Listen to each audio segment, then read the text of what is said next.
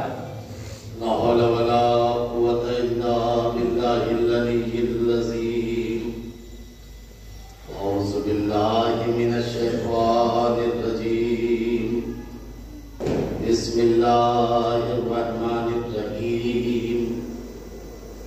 الحمد لله رب العالمين، والصلاة والسلام والتحية والإكرام على أشرف الأنبياء والمرسلين وعلى أهل بيته الطيبين الطاهرين المعصومين الذين أذهب الله عنهم الرجس وطهرهم تطهيرا.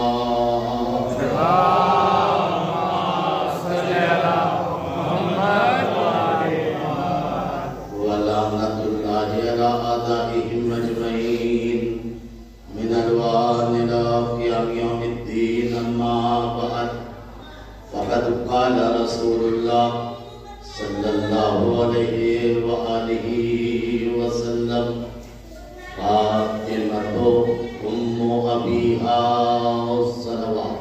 اللهم صل على محمد وآل محمد. ایام فاطمیہ کے اعتبار سے اور اس کی مناسبت سے اس عشرہ مجالس کا انعقاد کیا گیا ہے اور اس کی آج تیسری مجلس ہے. اسی کو سامنے رکھتے ہوئے میں نے سرکار رسالت کی بہت مشہور حدیث آپ کے ہدیہ سماعت کی ہے. ظاہراً ترجمے سے آپ سب واقف ہیں. جہاں شہزادی کے لیے سرکار نے مختلف انداز میں احادیث کہیں اور بیان کیا، انہی احادیث میں یہ حدیث بڑی مشہور ہے: فاطمہ ام ابیہا. فاطمہ اپنے باپ کی ماں ہے. دیکھیے، اردو زبان کیونکہ بہت چھوٹی زبان ہے، اس وجہ سے لفظ ام کا ترجمہ اردو میں بس ماں ہو سکا. دامن اردو میں اتنی وسعت نہیں ہے کہ لفظ ام کے معنی صحیح سے بیان کر سکے.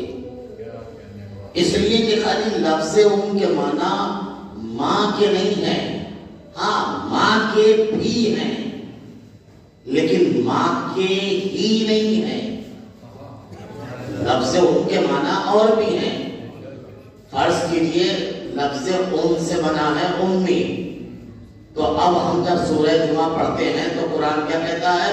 هو الذی بسم اللہ الرحمن الرحیم هو الذی بعث فی الأمیین رسولا منهم یتلو علیہم آیاتہ ویزکیہم ویعلمہم الکتاب والحکمہ وإن کانوا من قبل لفی ضلال مبین. اللہ وہ ہے جس نے امیین میں رسول بھیجا.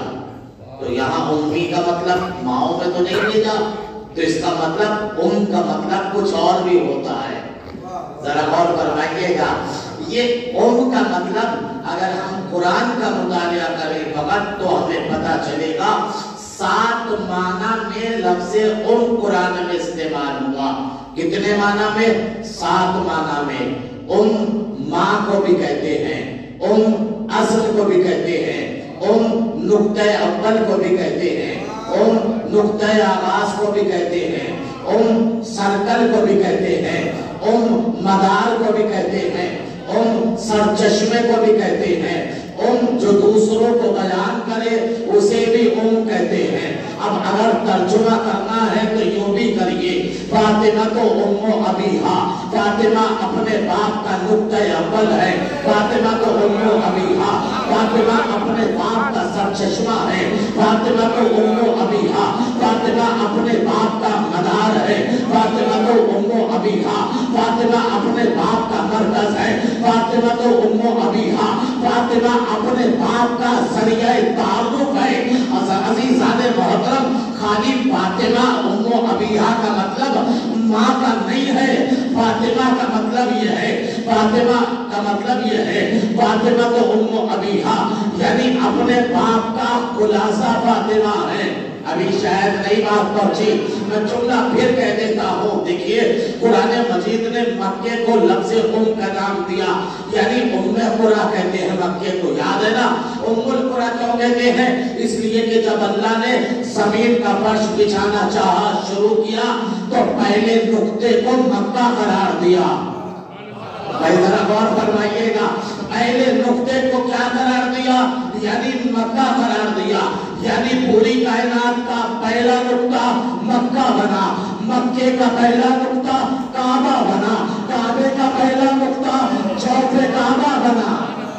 ابھی نہیں سمجھے، ذرا غور فرمائیے گا، یعنی لفظ بدل کر کہتا ہوں، پوری کائنات کا سینٹر مکہ، مکے کا سینٹر کعبہ، کعبے کا سینٹر چوک کعبہ۔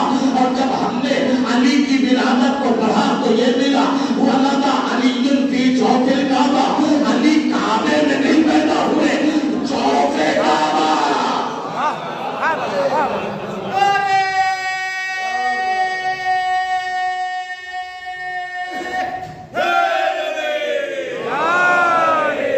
ایک بار اور صلوات پڑھیے محمد والا۔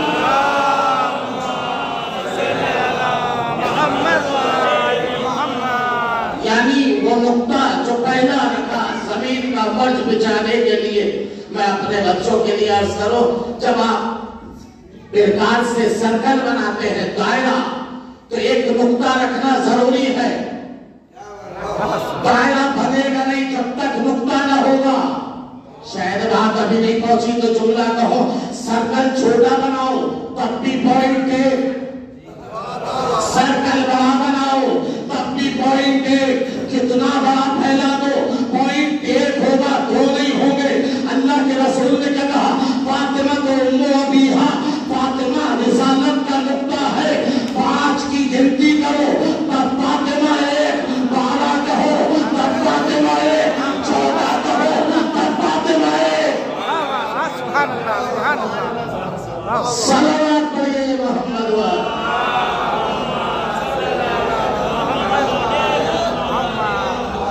نقطہ اول کا معنی ہے ماں، کہتے ہیں نقطہ اول کو ایک معنی، دوسرے معنی ہے خلاصے کے۔ اب میں بتاتا ہوں، سورہ الحمد کو کہتے ہیں ام الکتاب۔ کیوں کہتے ہیں ام الکتاب؟ یاد ہے نا میرے والا سے ابن عباس نے جب سورہ الحمد کی تفسیر معلوم کی اور ساری رات تفسیر کہتے کہتے گزر گئی، اور جیسے ہی سفیدی صبح نمودار ہوئی تو میرے مولا نے کیا کہا؟ اے ابن عباس، وقت نے دھوکہ دے دیا، بس اتنا سمجھ لو جو کچھ پورے قرآن میں ہے وہ سورہ الحمد میں ہے۔ کیا مطلب؟ پورے قرآن کا خلاصہ کون ہے؟ سورہ الحمد، یعنی ان کا ایک مطلب کیا ہے؟ خلاصہ۔ اب ترجمہ یوں کریے، فاطمہ تو ام ابیہا، فاطمہ اپنے باپ کا خلاصہ ہے۔ نہیں، ابھی بات نہیں پہنچی۔ فاطمہ رسالت کا خلاصہ، فاطمہ نبوت کا خلاصہ، فاطمہ امامت کا خلاصہ۔ ابھی بھی نہیں سمجھے تو جملہ سنیے، اگر رسول کو اگر رسول کو پکھیرو تو طٰہٰ، یاسین، مدثر، مزمل، نذیر، بشیر، سراج منیر، لیکن جب سارے کمالات سنے کو ایک فاطمہ بنتی ہے۔ صلوات پڑھیے محمد۔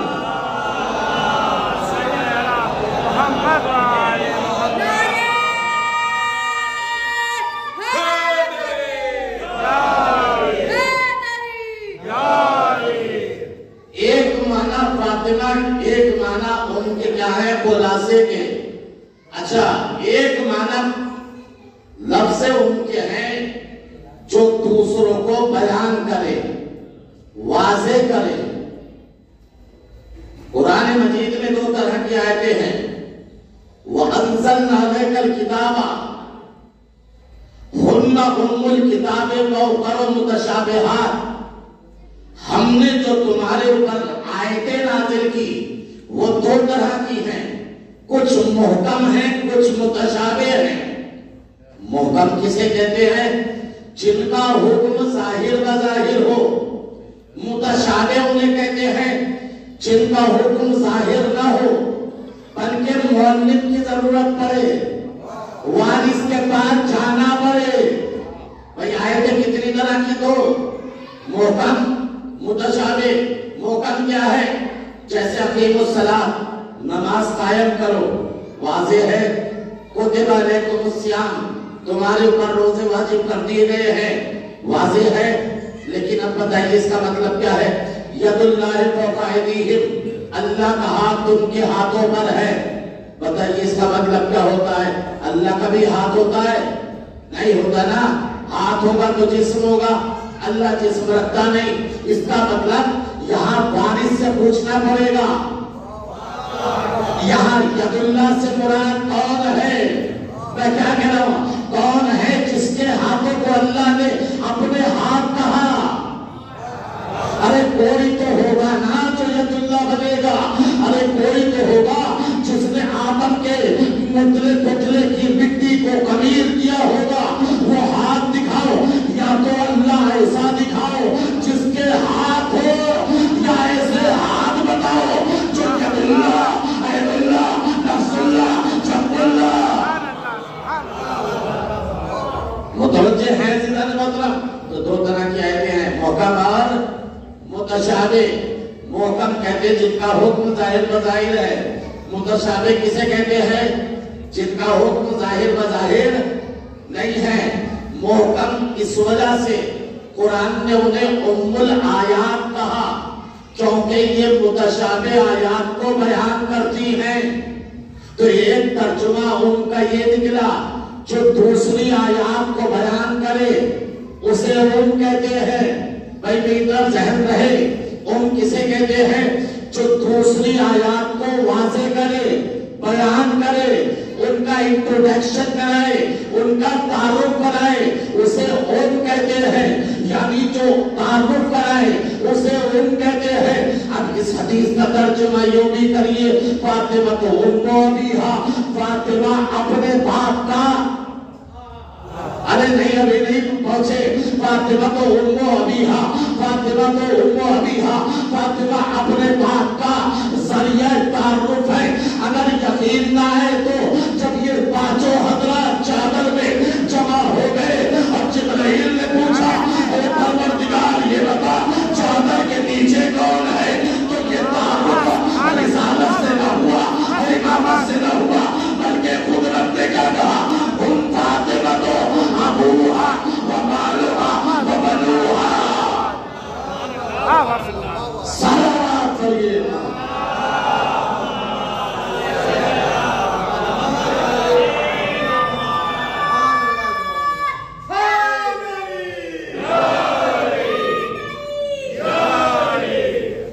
فاطمہ ام ابیہا یعنی ذریعہ تعارف کس کا؟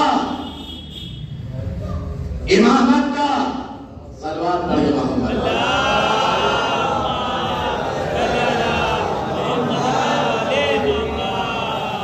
فاطمہ ذریعہ تعارف امامت کا، فاطمہ ذریعہ تعارف رسالت کا، فاطمہ ذریعہ تعارف نبوت کا۔ شاید ابھی بات نہیں پہنچی، یہ تعارف کس کا ہے؟ کون کرا رہا ہے؟ کس کا تعارف؟ ارے جس کی ڈیوٹی ہی یہ تھی کہ اس کا تعارف کرائیں۔ میں کیا کہہ رہا ہوں؟ ارے یہ ان کو پہچنوایا سیدہ نے جو آئے تھے اللہ کو پہچنوانے۔ ارے بھئی حدیث قدسی کس کے لیے ہے؟ کنت قد مخفیا فاحببت ان ربک رب الغلہ، میں چھپا ہوا خزانہ تھا، جب میں نے چاہا کہ میں پہچانا جاؤں تو میں نے ایک مخلوق کو پیدا کیا، ان کو محمد بنایا، میں محمود ہوا، ان کو اعلیٰ بنایا، میں ان کو علی بنایا، میں اعلیٰ ہوا، یعنی میں ان کے ذریعے پہچانا گیا۔ اس کا مطلب یہ ہے جو اللہ کو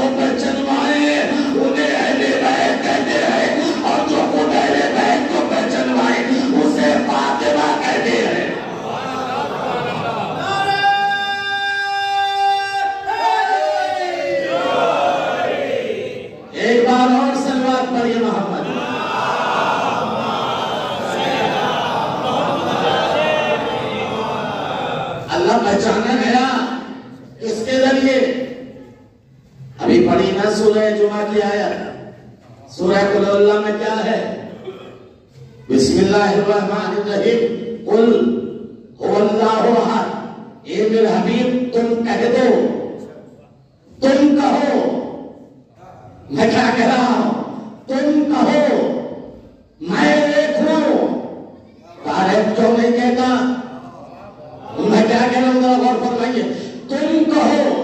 ارے یہ پہچنوائے آئے اس کو، سیدہ انہیں پہچنوا رہی ہے، نہیں ابھی خود متوجہ نہیں ہے۔ منطق اور فلسفے میں شرط ہے جب آپ کسی کو پہچنوائیں تو جس کو پہچنوا رہے ہیں، جس کو، تو اس کے نزدیک وہ زیادہ معروف ہو جس کے ذریعے پہچنوایا جا رہا ہے۔ متوجہ ہے عزیزان محترم؟ فرض کیجئے مولانا صاحب سے کوئی مجھے معلوم کرے کہ بھئی یہ مولانا کون ہے، یہ مولانا کسی ایسے آدمی کا تعارف کرائیں کہ یہ مولانا ان کے وطن کے ہیں، کہ بھائی ہم تو انہیں بھی نہیں جانتے، ہم تو انہی کو نہیں جانتے، تو پھر مولانا کو ان کے ذریعے کیسے پہچانیں گے؟ لیکن کوئی ایسی ہستی جو بڑی مشہور ہو، میں کیا کہہ رہا ہوں، مگر مشہور بھی اتنی ہونی چاہیے جو مجھ سے زیادہ، اگر میری برابر تو مجھے نہیں پہچنوا سکتی۔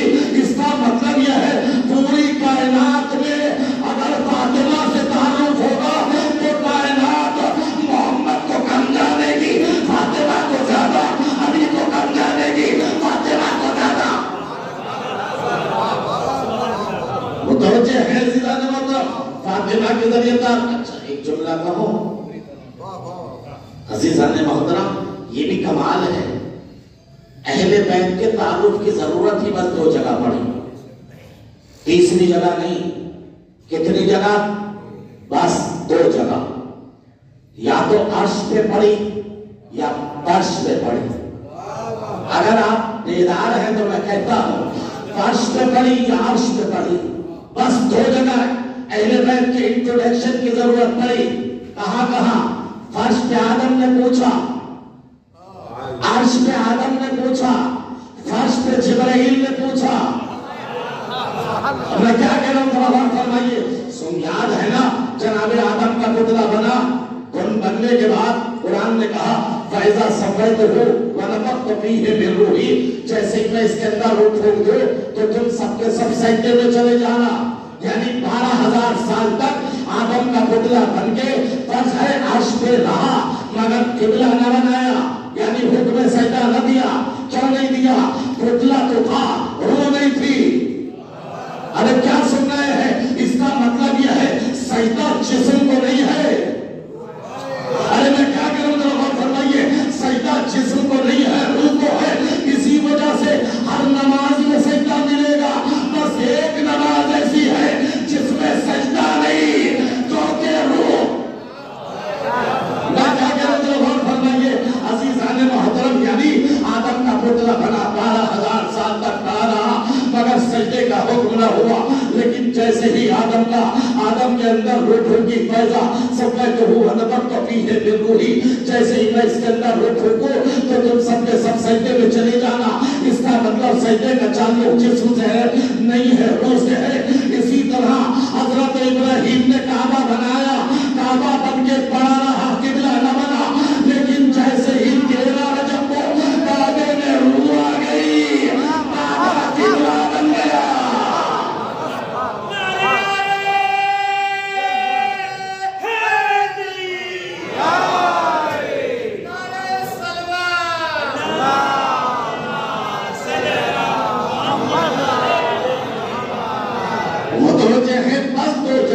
اہل بیت کے تعارف کی ضرورت پڑی ہے، یا تو عرش پہ آدم نے پوچھا یا فرش پہ جبرائیل نے۔ یاد ہے نا جیسے ہی روح پھونکی گئی فوراً آدم کی آنکھوں میں حیات آئی، زندگی آئی، آدم کی آنکھیں کھلی، جیسے ہی کھلی ساتھ عرش پہ دیکھا 5 انوار ہیں، تسبیح کر رہے ہیں، سجدہ کر رہے ہیں، رکوع کر رہے ہیں، فوراً سوال کیا ام خلقت من قبل من الطین، اے پروردگار کیا مجھ سے پہلے بھی کسی کو تو نے مٹی سے پیدا کیا ہے؟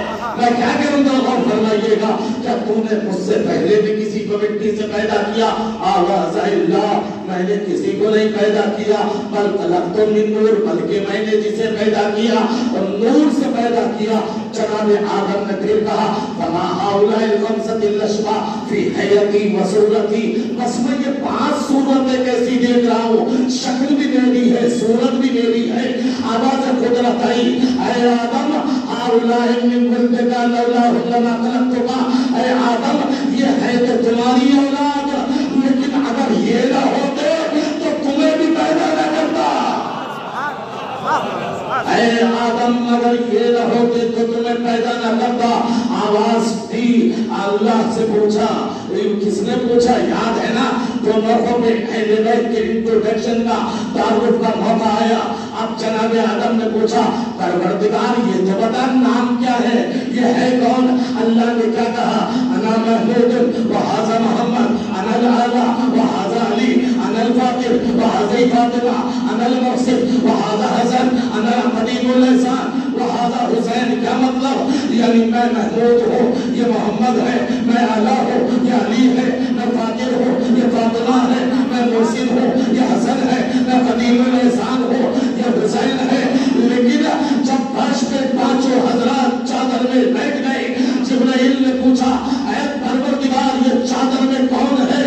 اب جو عرش پہ اللہ کا استعین تھا وہ فرش پہ نظر نہیں آتا۔ عرش پہ کیا کہا اللہ نے؟ میں محمود، یہ محمد، میں اللہ، یہ علی، میں فاطر، میں فاطمہ۔ یعنی کیا مطلب؟ جب آدم نے پوچھا تو اللہ نے پہلے اپنا تعارف کرایا پھر ان کا کرایا، پہلے اپنا میں محمود، یہ محمد، میں اللہ، یہ علی۔ لیکن جب جبرائیل نے کہا اب نہیں کہتا میں محمود، اب نہیں کہتا میں اعلیٰ، اب نہیں کہتا میں فاطر، اب تو سیدھا کہتا ہے ان فاطمت ابوہا و فاطمہ و بنوہا۔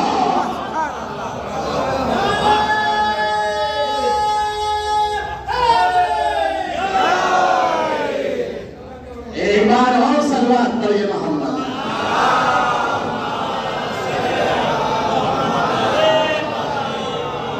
بس 2 موقعوں پر ضرورت پڑی، عرش پہ یا فرش پہ۔ عرش پہ آدم نے پوچھا، فرش پہ جبرائیل نے پوچھا۔ جب عرش پہ پوچھا تو اللہ نے پہلے اپنا کرایا بعد میں ان کا، لیکن جب فرش پہ پوچھا تو پہلے فاطمہ کا۔ نہیں، میں جملے سمیٹ کے آپ کی معرفت کو معراج پہ لے جانا چاہتا ہوں۔ اس کا مطلب اہل بیت کی معرفت 2 طرح کی ہے۔ سنیے گا، سوچئے گا بعد میں، جملہ آپ سن لیجئے۔ اس کا مطلب اہل بیت کی معرفت 2 طرح کی ہے، کبھی زمین سے آسمان پہ جاتی ہے، کبھی آسمان سے زمین پہ آتی ہے۔ جب آسمان سے زمین پہ آئے تو اللہ سے شروع ہوتی ہے، جب زمین سے آسمان پہ جائے تو فاطمہ سے شروع ہوتی ہے۔ صلوات پڑھیے محمد۔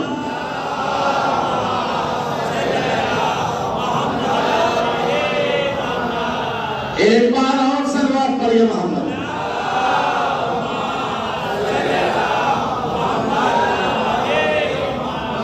اس کا مطلب یہ چادر میں جو ہستیاں ہیں ان میں سب سے بڑی ہستی کون؟ سب سے بڑی ہستی، میں جملہ کہا کرتا ہوں اللہ نے ایسا وجود ہی نہیں پیدا کیا۔ بہت ذمہ داری سے کہہ رہا ہوں، اصلاً ذرہ برابر بھی جوش خطابت نہیں ہے۔ اللہ نے اتنا بڑا وجود ہی نہیں پیدا کیا جس وجود پر فاطمہ فائز،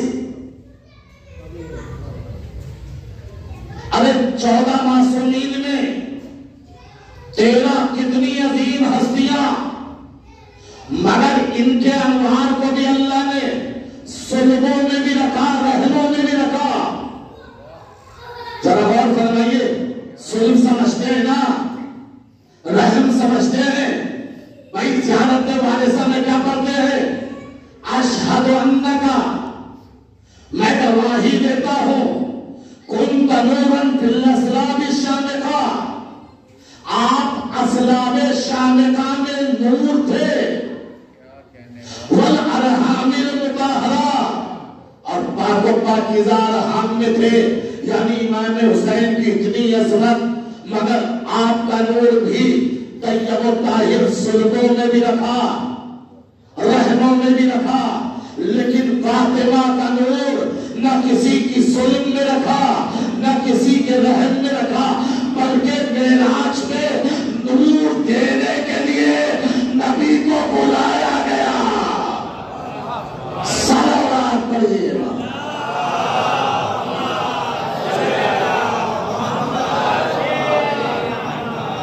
एक बार और सलवात पढ़िए मोहम्मद।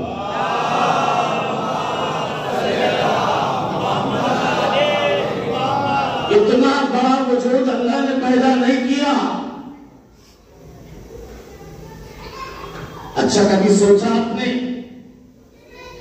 अगर इतना बड़ा वजूद था तो फातिमा को न नबी बनाया, ना रसूल बनाया, ना इमाम बनाया, तो फिर क्या बनाया जिसकी वजह से इतना बड़ा वजूद दिया? तीनों की जरूरत बनाया, तीनों मनसबों की जरूरत बनाया। क्या मतलब हुआ? फातिमा को इस्मत मुतलका पे पैदा किया। लफ्ज एक है, पूरी मजलिस हो सकती है। फातिमा को इस्मत मुतलका दिया, इस्मत मुतलका का मनसब दिया। इस्मत मुतलका क्या है? बच्चे गौर से सुनेंगे। यानी अगर कोई अगर इमाम है तो इमाम बन नहीं सकता जब तक के मासूम न हो। अगर कोई नबी है, नबी बन नहीं सकता जब तक के मासूम न हो। अगर कोई रसूल है, रसूल बन नहीं सकता जब तक मासूम न हो। इसका मतलब इस्मत रसूल की भी जरूरत, इस्मत इमाम की भी जरूरत, इस्मत नबी की भी जरूरत। इसका मतलब इस्मत के बगैर नबी नहीं हो सकता, इस्मत के बगैर रसूल नहीं हो सकता, इस्मत के बगैर इमाम नहीं हो सकता। यानी एक इस्मत है जो तीनों को सहारा देती है। अरे मैंने बड़ा जुमला कहा है, एक इस्मत है। अल्लाह ने फातिमा को इस्मत मुतलका दे के बता दिया, ये फातिमा एक वजूद है जो नबूवत को सहारा भी देती है, इमामत को भी, रिसालत को भी।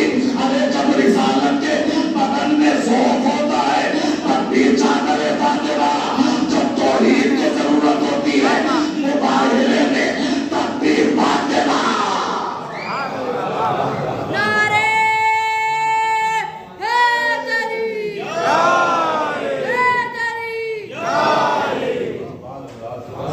इस्मत के ऊपर बाइस किया, यानी तीनों मनसबों की जरूरत फातिमा, इमामत की जरूरत फातिमा।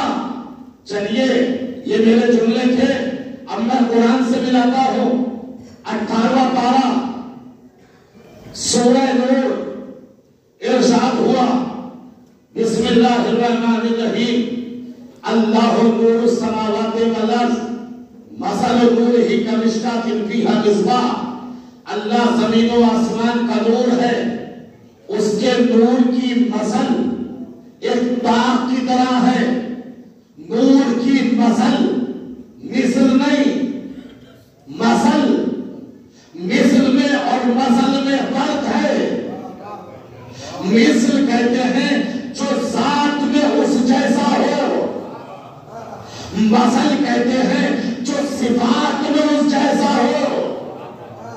अल्लाह की जात में उस जैसा कोई नहीं। लैसा का मिस्ल शै, उसकी मिस्ल कोई नहीं। लेकिन मसल है, लिल्लाहिल मसलुल आला फिस समावाति वल अर्ज़। अल्लाह की एक मसल है, मसल نمونہ، مثل، سیمپل، یعنی اللہ کا بھی ایک نمونہ ہے، ایک ایسا نمونہ دیکھا اسے جاتا ہے، پہچانا ہو جاتا ہے، جو زمینوں میں بھی ہے، آسمان پہ بھی ہے۔ ابھی نہیں سمجھے نمونہ ہوتا کیا ہے؟ آپ مولانا آئے ہمارے یہاں، بیٹھے تھے گھر پہ، بیٹھک میں چائے آئی، دیکھا ایک بچہ بھی نکل کے آ گیا۔ آپ نے پوچھا بھائی یہ کون ہے، کس کا بچہ؟ تو اس نے کہا مولانا کا یہ نمونہ ہے، یہ مولانا کا بچہ ہے، نمونہ۔ آپ نے اس کی آنکھیں دیکھی، چہرہ دیکھا، پیشانی دیکھی، کہا بھائی اس کی آنکھیں تو مولانا سے نہیں ملتی، اس کا چہرہ تو مولانا سے نہیں ملتا۔ اس کا مطلب یہ ہے نمونے کے لیے ضروری ہے آنکھیں بھی ملے، چہرہ بھی ملے، میں کہا گیا ہوں زبان بھی ملے، پیشانی بھی ملے۔ ارے کسی کو بھی مسئلہ خدا کہو ہم مان لیں گے، پہلے ثابت کرنا پڑے گا ہاتھ ید اللہ بھی ہے یا نہیں، زبان لسان اللہ بھی ہے نہیں، چہرہ وجہ اللہ بھی ہے نہیں، نفس نفس اللہ بھی ہے نہیں، ارے دوستو رحمت اللہ بھی ہے یا نہیں، دشمن لعنت اللہ بھی ہے یا نہیں۔ سلام پڑھیے بات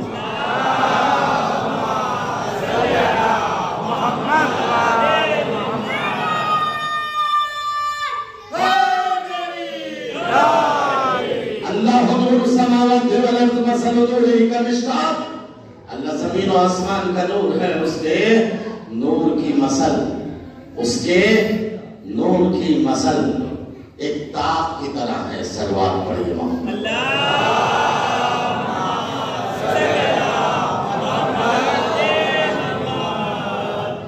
ایک بار اور سلوات پڑھیے۔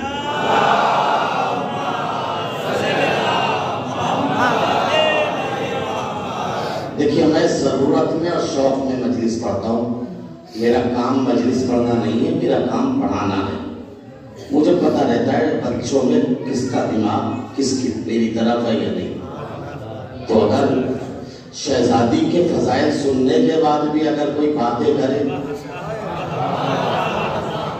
لیکن یہ فرش عزا ہے، یہاں مقدر جاگتا ہے، سوتا نہیں ہے۔ اگر یہاں آگے بھی سو گیا تو پھر کوئی سٹیج نہیں ملے گا۔ This is last stage، آخری ہے یہ، آخری ہے یہ، آخری فاطمہ کا۔ اس لیے کہ اس دروازے سے جو چلا گیا، میں کیا کہہ رہا ہوں، وہاں والا بھی آتا ہے روٹی لینے۔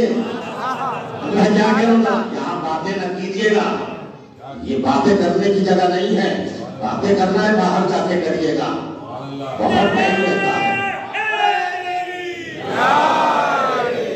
متوجہ ہے ذرا مطلب اللہ نے کیا کہا، اللہ نور السماوات والارض مثل نورہ کمشکاۃ فیہا مصباح، اللہ زمین و آسمان کا نور ہے، اس کے نور کی مثل ایک مشکات کی ہے، طاق کی ہے، طاق جس میں نور خدا کا چراغ جلتا ہو۔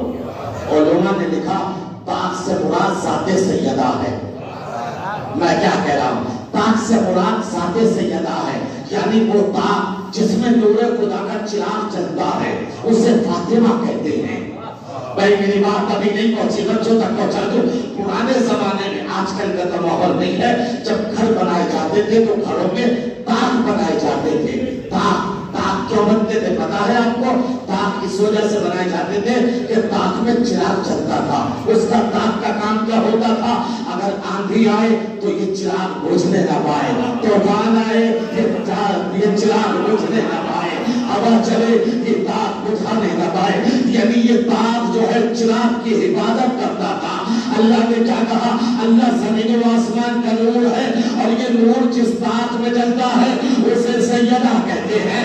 اس کا مطلب نور خدا کے چراغ کی حفاظت کی ذمہ داری فاطمہ پر ہے۔ اب اگر بنی عباس کے طوفان اور بنی امیہ کی آندھیاں اس چراغ کو بجھانا چاہیں گی تو فاطمہ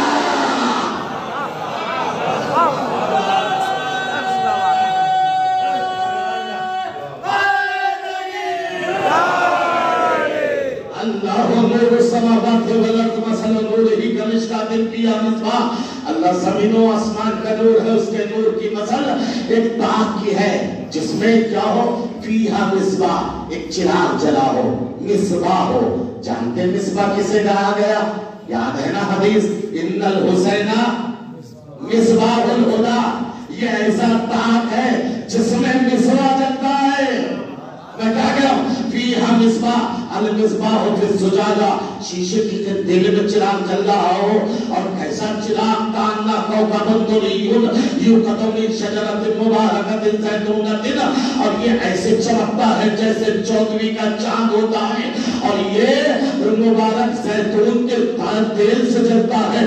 وَلَوْ لَمْ تَمْسَسْهُ نَارٌ، اسے آگ چھو نہیں سکتی. دنیا کے چراغ آگ سے جلتے ہیں.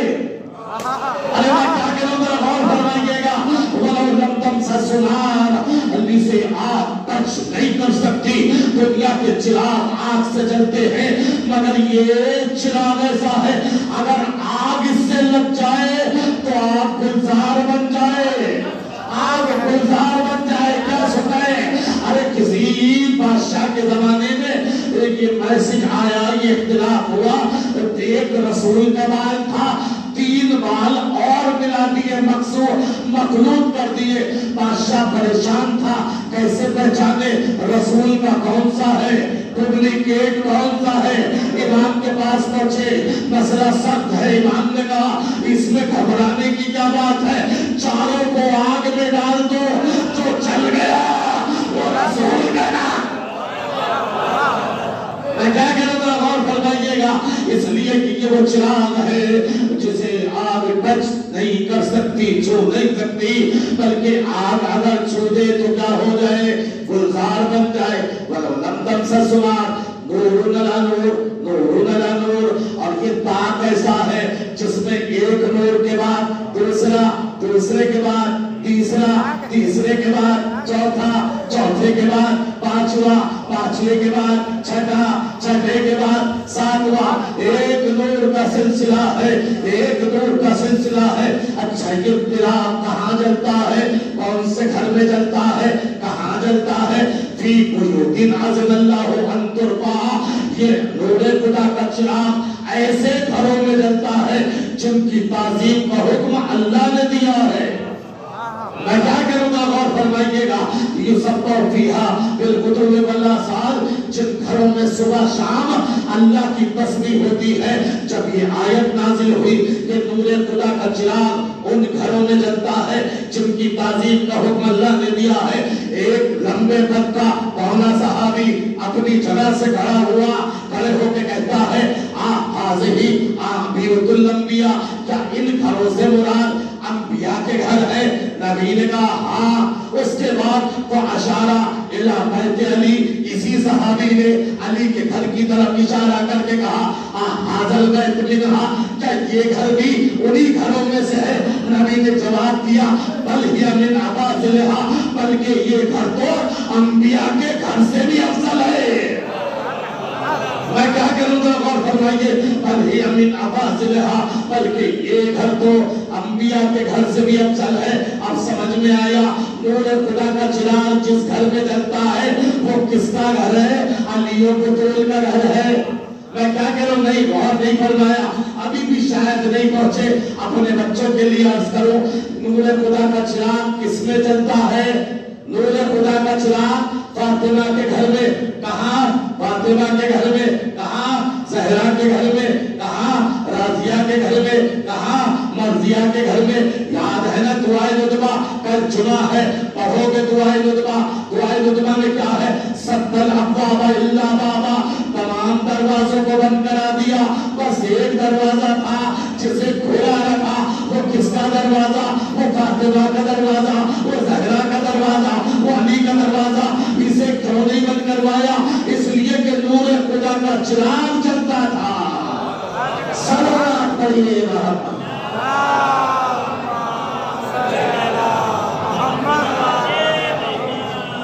ایک بار اور صلوات پڑھیے.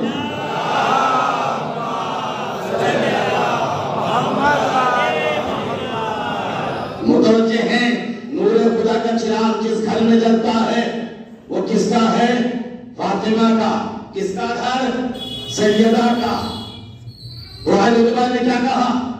سد الابواب الا سارے دروازوں کو بند کرا دیا، بس ایک دروازہ کھلا رہا، یہ عزا خانہ ہے، چاروں طرف اس کے مکان بنے ہیں۔ مسجد نبوی کی بھی لوکیشن ایسی ہی تھی، چاروں طرف صحابہ کے مکان تھے، بیچ میں مسجد نبوی تھی، ہر کا دروازہ مسجد میں کھلتا تھا، دروازہ کھولتا تھا مسجد میں آ جاتا تھا، دروازہ کھولتا تھا مسجد میں آ جاتا تھا۔ آیت نازل ہوئی کہ نور خدا کا چراغ بس سیدہ کے گھر میں جلتا ہے۔ جیسے یہ آیت آئی، نبی سے کہا کہو سب کے دروازے بند کر دو، اور حکم دیا سب کے دروازے بند۔ نبی نے کہا آج کے بعد سب کے دروازے بند ہوں گے، سب کے دروازے بند ہونے لگے۔ نبی کے ایک چچا تھے عباس، وہ آئے نبی کے پاس، آ کے کہتے ہیں میں تو تمہارا چچا ہوں، میرا دروازہ کھلا رہنے دو۔ کہا نہیں، دروازہ نہیں کھلے گا۔ کہا اچھا ایسا ہے، دروازہ کی اجازت نہیں دیتے تو کھڑکی کی اجازت دے دو، ایک کھڑکی کھول لو۔ مفسرین لکھتے ہیں کہ نبی نے کہا نہیں، کھڑکی کی بھی اجازت نہیں ہے۔ کہا چھوٹا سا روشن دان کھول لو، اس کی اجازت دو۔ نبی نے کہا، اب مفسرین لکھتے ہیں نبی نے یہاں پر وہ جواب دیا جو چادر کے وقت ام سلمہ کو دیا تھا۔ ارے نہیں، ابھی نہیں، ایسے نہیں، نبی نے عباس کو وہ جواب دیا جو چادر کے وقت ام سلمہ کو دیا تھا۔ انت علی الخیر، تم خیر میں تو ہو مگر چادر میں نہیں، کیونکہ یہ اہل بیت کی بات ہے۔ ارے تم چچا تو ہو مگر دروازہ نہیں کھل سکتا، کیونکہ اہل بیت کی بات ہے، دروازہ نہیں کھل سکتا۔ بڑے آرام سے پڑھ رہا ہوں کیونکہ بات پہنچانی ہے۔ دروازے بند کر آئے، ایک دروازہ کھلا۔ سوال میرا یہ ہے، بہت غور سے سننا، کہ نبی کے چچا بار بار اصرار تو کر رہے تھے، دروازے کی اجازت دے دو، کھڑکی کی دے دو، روشن دان کی دے دو، اور نبی جو بار بار کہہ رہے تھے بالکل اجازت نہیں ہے آج۔ کبھی سوچا آپ نے یہ بار بار دیکھیے، یہ مجلس ہو رہی ہے جی، ٹیکنالوجی تو اب سے 1400 سال پہلے تھی نہیں کہ جو کیمرے لگ رہے ہیں موبائل کی شکل میں، موبائل کچھ بھی نہیں۔ فرض کیجئے ایگزامپل ہے، کوئی باہر والا کیا بتا سکتا ہے کہ یہ میری رضا اتری ہوئی ہے یا دوش پہ ہے؟ بتا دے گا باہر والا؟ کوئی بتا سکتا ہے میری کون سی انگلی میں انگوٹھی ہے؟ نہیں بتا سکتا نا۔ کوئی بتا سکتا ہے میں نے کالی خبا پہنی ہے یا لال پہنی ہے؟ نہیں بتائے گا نا۔ بتائے گا کون؟ میں نے اشارہ کہاں کیا، کہاں نہیں کیا، کون بتائے گا؟ ارے ہاں بتا کے باہر والا نہیں۔ ارے نبی نے دروازوں کو بند کرا کے بتایا، روشن دان کی بھی اجازت نہ دی، تاکہ کل کوئی یہ نہ کہہ دے ہم نے روشن دان میں جھانک کے دیکھا تھا اور نبی نماز یوں پڑھتے تھے۔ آج وہ بتائے گا جس کا دروازہ کھلا ہوگا۔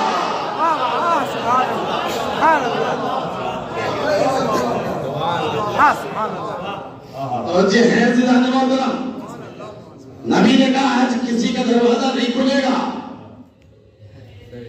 اتنا اصرار، جانتے ہیں وجہ کیا؟ وجہ یہ ہے، آپ نے جتنی حدیثیں نماز کے حکم کے بارے میں پڑھی اور سنی ہوں گی تو اس میں ایک ہی حدیث ملے گی جو آغاز زمانے رسالت میں نبی نے کہی۔ کیا ہے؟ سب میں ایک ہی حدیث، صلو کما رأیتمونی اصلی، نماز ایسے پڑھنا جیسے مجھے پڑھتے ہوئے دیکھنا۔ یہی ہے نا حدیث؟ پھر سنیے میرے بچے، ذرا غور سے سنیں، صلو کما رأیتمونی اصلی، نماز ایسے پڑھنا جیسے مجھے پڑھتے ہوئے دیکھنا، سننا نہیں۔ ارے بھائی دیکھے گا وہ جس کا دروازہ کھلا ہوگا، نہیں سمجھ ہی نہیں رہے آپ۔ ارے بھائی کیا کہا؟ صلو کما رأیتمونی اصلی، نماز ایسے پڑھنا جیسے مجھے پڑھتے ہوئے دیکھنا، سننا نہیں۔ بتاؤ کون ہے ایسا جو یہ کہے کہ میں ایسے پڑھتا ہوں جیسے میں نے نبی کو پڑھتے ہوئے دیکھا. سننے کی بات نہیں ہے. میں کیا غور کر رہے نہیں, میں بتانا چاہتا ہوں دروازہ کھلنے کا راز کیا ہے اور بند کرانے کا راز کیا ہے. نماز ایسے پڑھنا جیسے مجھے پڑھتے ہوئے دیکھنا. بتاؤ مجھے کون ہے, میں بتاؤں جملہ کہوں. نمازیں 5 طرح کی ہیں. کتنی؟ 5. 4 میں ہاتھ باندھے جاتے ہیں, 1 میں کھولا جاتا ہے. کبھی ذہن پہ زور دے کے معلوم کرو. ارے گوگل کا زمانہ ہے, ٹیکنالوجی کا زمانہ ہے. جو کام نبی دن میں 5 مرتبہ کرتے تھے وہ کام بھی آج امت کو پتا نہیں. ارے خالی باندھنے کو کہہ دیتے مگر باندھنا بھی ایک نہیں. کسی نے کہا یہاں, کسی نے کہا یہاں, کسی نے کہا یہاں, کسی نے کہا سیدھا ہاتھ الٹے پہ, کسی نے کہا الٹا ہاتھ سیدھے پہ. ارے یہ اختلاف کیوں ہو گیا؟ یاد رکھے گا اندھیرے کے تیر یقینی نہیں چلتا.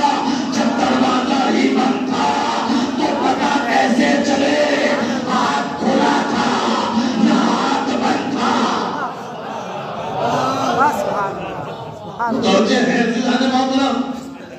ارے بھائی نبی نے, میری بات ہے یہ صاحب کے نہیں ہے. یہ 5 طرح کی نمازیں ہیں. 4 نمازیں کس سے منسوب؟ کس سے؟ پہلے امام ہے ابو حنیفہ. یہ پیدا ہوئے سن 80 ہجری میں. کتنے میں؟ 80 ہجری میں. دوسرے امام ابن مالک, یہ آئے 93 میں. تیسرے امام شافعی, یہ آئے 150 ہجری میں. اور چوتھے ہیں احمد بن حنبل, یہ آئے 184 ہجری میں. پہلے 80 میں, دوسرے 93 میں, تیسرے 150, چوتھے 184. نبی دنیا سے کب گئے؟ بہت غور سے سنیے گا. سن 11 ہجری میں پہلا امام کب آیا؟ 80 ہجری میں. فاصلہ کتنا؟ 79, 69, کتنے؟ 69, 69 سال. انصاف سے بتائیے جو نبی کے 69 سال بعد آیا ہو وہ کیسے بتائے گا شریعت کیا ہے, دین کیا ہے, نماز کیا ہے, روزہ کیا ہے, حج کیا ہے؟ بھائی سمجھ رہے ہیں نا, بات سمجھ رہے ہیں نا. یہ میری بات, شاید میری بات ابھی نہیں سمجھے. ارے بھائی پہلے ایران میں جو ہے زبردستی تھے, بادشاہ نے کیا کہا تھا یاد ہے نا؟ 3 مرتبہ کہا تھا طلاق طلاق طلاق, یاد ہے نا؟ اور بادشاہ کو جب کہا ارے بھئی کوئی ہے چاہنا یا نہیں ہے بیوی کو دوبارہ لانے کا, کہا نہیں دوسرا نہیں ہے جب تک کہ کوئی شادی نہ کرے. کہا علماء کو بلاؤ سب کو, یاد ہے نا علامہ ہلی کا واقعہ؟ سب کو بلایا, جب سب کو بلایا تو علامہ ہلی کو بھی بلایا. علامہ ہلی جب آئے ہے نا تو جوتیوں کو بغل میں دبا کے آئے, اور آنے کے بعد جو ہے بادشاہ کی بز میں جب آئے تو علماء نے کہا دیکھیے رامسیوں کے امام کو تو اتنا بھی نہیں پتا بادشاہ کے دربار میں کیسے آیا جاتا ہے, جوتیاں اتار کے آیا جاتا ہے, جوتیاں لے کے نہیں آیا جاتا. تو علامہ ہلی نے کہا تھا کہ تمہیں نہیں پتا, مجھے ڈر یہ ہے کہ کہیں میری جوتیاں کوئی چرا نہ لے, کوئی چوری نہ کر لے. تو فوراً علماء نے کہا دیکھیے ارے کتنے بیکورڈ ہیں, انہیں پتا نہیں بادشاہ کے دربار میں کون جوتیاں چرائے گا. تو علامہ ہلی نے بے سخت کہا تھا ارے یہ تو میری جوتیاں ہیں, بس میں رسالت میں رسول کی جوتیاں چوری ہو گئی تھی. ارے یہ تو میری جوتیاں ہیں, بس میں رسالت میں رسول کی جوتیاں چوری ہو گئی تھی. علماء نے سب نے کہا کس نے چرائی تھی؟ ارے وہاں کون چرائے گا؟ کہ تمہیں نہیں پتا ابو حنیفہ نے چرائی تھی. جیسے ابو حنیفہ کا نام لیا, حنفی آگے بڑھے, آگے بڑھنے کے بعد کہا بادشاہ سلامتی نے تو اتنا بھی نہیں پتا, ابو حنیفہ تو آئے ہیں رسول کے 80 سال بعد. اور جب یہ کہا تو فوراً علامہ ہلی نے کہا ارے مجھے دھوکہ ہو گیا, اللہ ابو حنیفہ نہیں تھے، ابن مالک تھے. جیسے ابن مالک کو کہا، مالک والے آئے، کہا انہیں پتا نہیں، ارے وہ تو 93 سال بعد آئے. اس کے بعد علامہ ہندی نے کہا ارے مجھے دھوکا ہو گیا، یہ نہیں بلکہ امام شافعی تھے. شافعی والے آگے بڑھے، کہا یہ تو یہ نہیں پتا، امام شافعی تو 150 سال بعد آئے. اس کے بعد علامہ ہندی نے کہا کہ نہیں مجھے دھوکا ہو گیا، وہ تو احمد بن حنبل تھے.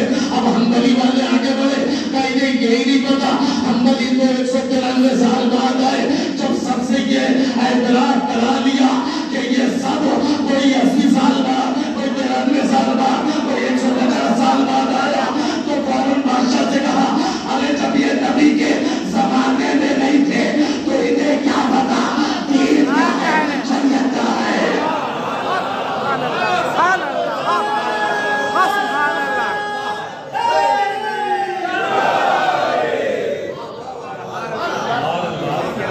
ایک بار اور صلوات پڑھیے محمد والے.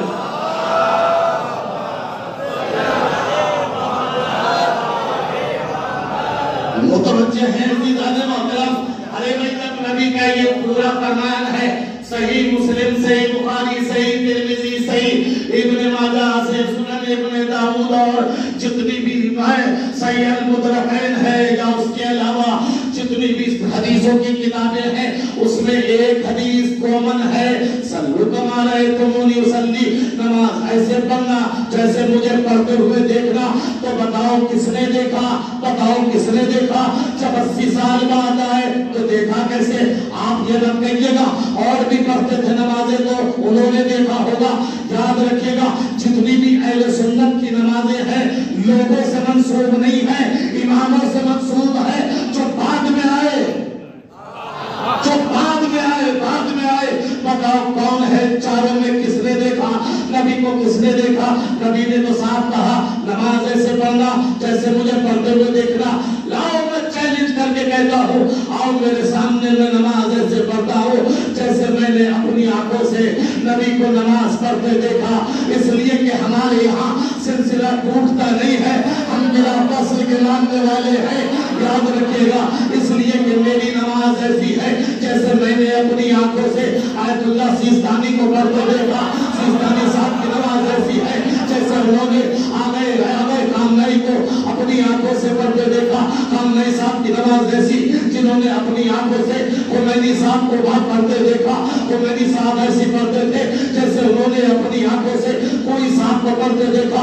کوئی صاحب ایسی پڑھتے تھے جیسے انہوں نے بروجردی کو پڑھتے دیکھا. بروجردی ایسے پڑھتے تھے جیسے انہوں نے اپنے خراسانی کو پڑھتے دیکھا. اپنے خراسانی ایسے پڑھتے تھے جیسے انہوں نے شیخ انصاری کو پڑھتے دیکھا. شیخ انصاری ایسے پڑھتے تھے عزیزان محترم جیسے انہوں نے بحر العلوم کو پڑھتے دیکھا. بحر العلوم ایسے پڑھتے تھے جیسے انہوں نے فیض کیشانی کو پڑھتے دیکھا. فیض کیشانی ایسے پڑھتے تھے جیسے انہوں نے مجلسی کو پڑھتے دیکھا. مجلسی ایسے پڑھتے تھے جیسے انہوں نے شہید ثانی کو پڑھتے دیکھا. شہید ثانی ایسے پڑھتے تھے جیسے شہید اکبر کو پڑھتے دیکھا. شہید اکبر ایسے پڑھتے تھے جیسے انہوں نے علامہ ہندی کو پڑھتے دیکھا. علامہ ہندی ایسے پڑھتے تھے جیسے انہوں نے شیخ طوسی کو پڑھتے دیکھا. شیخ طوسی کو ایسے پڑھتے تھے جیسے انہوں نے سید مرتضیٰ کو پڑھتے دیکھا. سید مرتضیٰ ایسے پڑھتے تھے جیسے انہوں نے شیخ مفید کو پڑھتے دیکھا. شیخ مفید ایسے پڑھتے تھے جیسے انہوں نے شیخ صدوق کو پڑھتے دیکھا. شیخ صدوق ایسے پڑھتے تھے جیسے انہوں نے یعقوب کلینی کو پڑھتے دیکھا.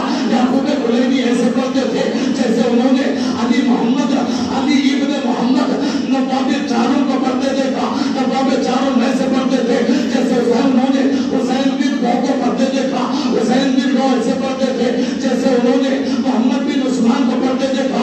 عثمان بن ایسے پڑھتے تھے جیسے انہوں نے عثمان بن سعید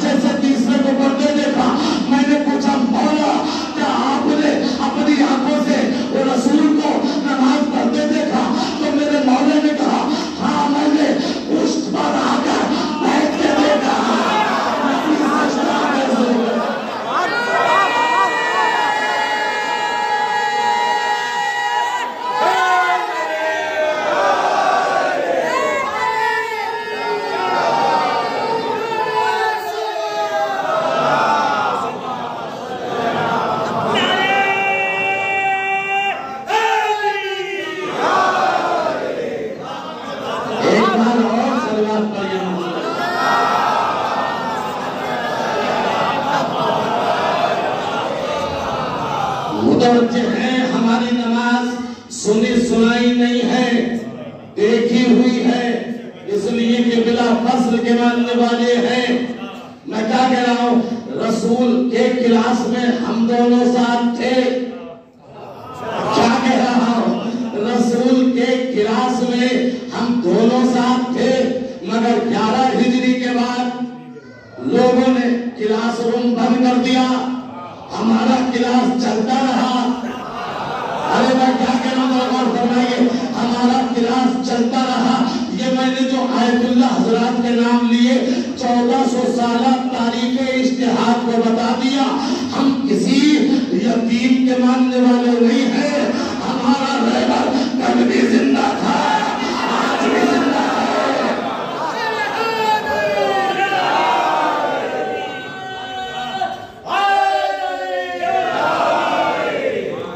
متوجہ ہے عزیزان محترم، یاد ہے نا سب کا دروازہ بند کرایا، بس ایک کا کھولے رکھا. سب کا دروازہ بند کرایا، بس ایک کا. اب کون بتائے گا نماز صحیح رسول کی کیسی، روزہ رسول کا صحیح کیسا؟ میں کیا کہہ رہا ہوں؟ رسول قیام میں کیسے کرتے تھے؟ رسول سجدے میں آنکھیں کھولتے تھے یا بند کرتے تھے؟ حالت رکوع میں انگلیاں کھولتے تھے یا ملا کے پڑھتے تھے؟ سجدے کی حالت میں کہاں دیکھتے تھے؟ تشہد کی حالت میں کہاں دیکھتے تھے؟ یہ ساری سنت وہ بتائے گا. جس کا دروازہ کھلا ہوگا وہ نہیں بتا سکتا، جس کا دروازہ بند ہوگا. یہی وجہ ہے جب 25 سال بعد علی نے نماز پڑھائی تو نابینا صحابی یہ چیخ اٹھا، الیوم ذکر صلاۃ رسول اللہ، آج تو مجھے نبی کی نماز یاد آ گئی.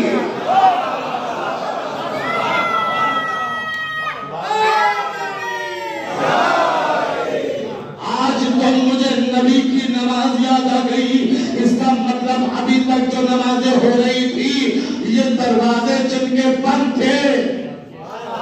میں کیا کہہ رہا ہوں ذرا غور فرمائیے، جن کے دروازے بند تھے انہیں پتا ہی نہیں. اب کوئی یہ نہ کہے اب پتا چلا ایک دروازے کو کھولا سب کو بند کرایا، نبی نے پیغام دیا دیکھو شریعت نکلے گی تو اسی دروازے سے، دین نکلے گا اسی دروازے سے، قرآن نکلے گا تو اسی دروازے سے، عبادت نکلے گی تو اسی دروازے سے، اسلام نکلے گا تو اسی دروازے سے.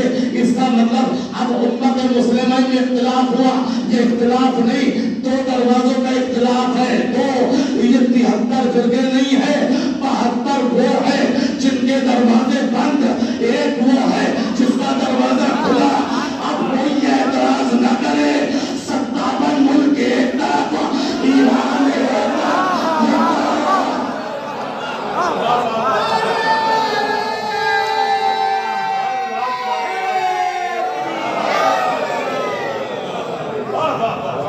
متوجہ ہے جنہاں محترم، اب کوئی اعتراض نہ کرے. 57 ایک طرف کیوں، ایک ایران اکیلا ایک طرف کیوں؟ بات یہ نہیں ہے، بات دروازوں کی ہے. میں کیا کہہ رہا ہوں؟ یہ 56 ہو جن کے دروازے بند ہیں. میں کیا کہہ رہا ہوں؟ ارے دروازے بھی بند ہیں، عقلیں بھی بند ہیں. صلوات پڑھیے محمد.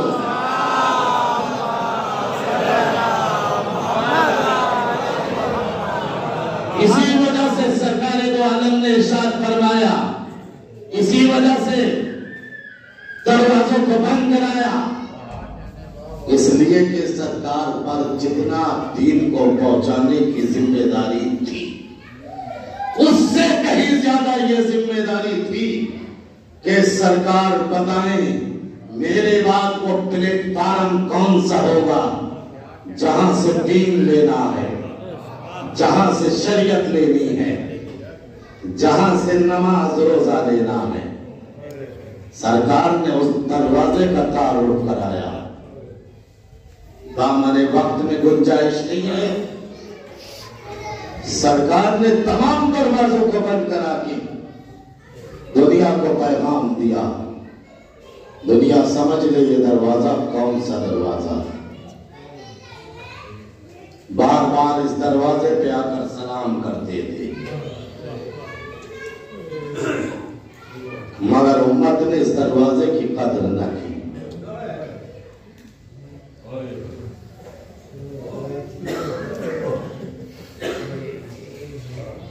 اب ابھی کوئی بہت زیادہ ٹائم نہیں گزرا تھا، جانتے ہو کتنے دن بعد سیدہ کے دروازے میں آگ لگائی؟ بس 3 دن بعد، بس 3 دن بعد۔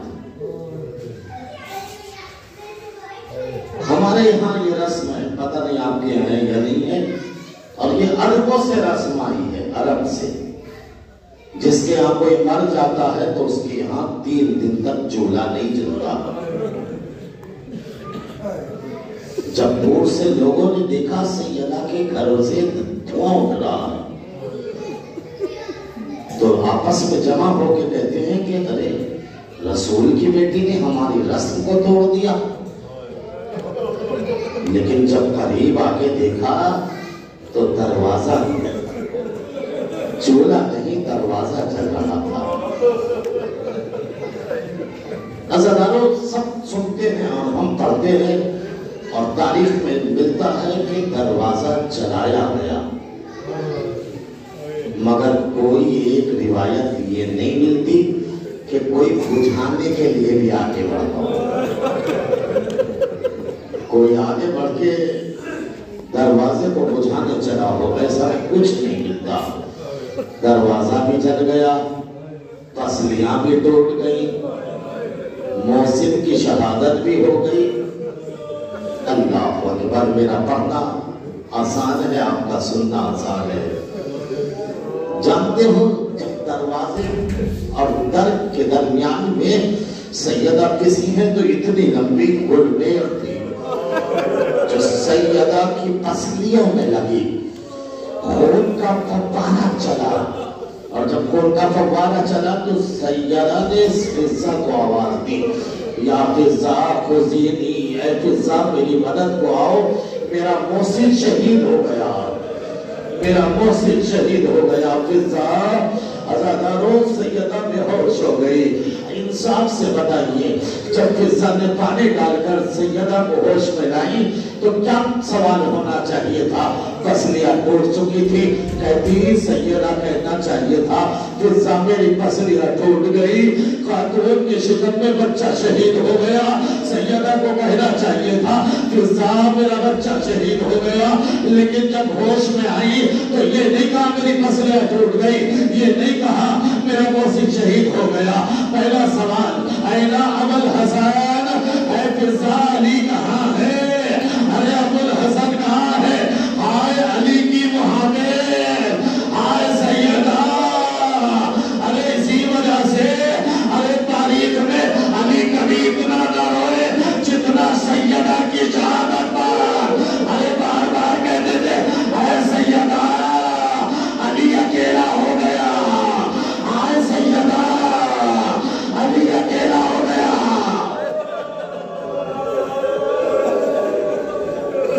اجرکم اللہ، اجرکم اللہ۔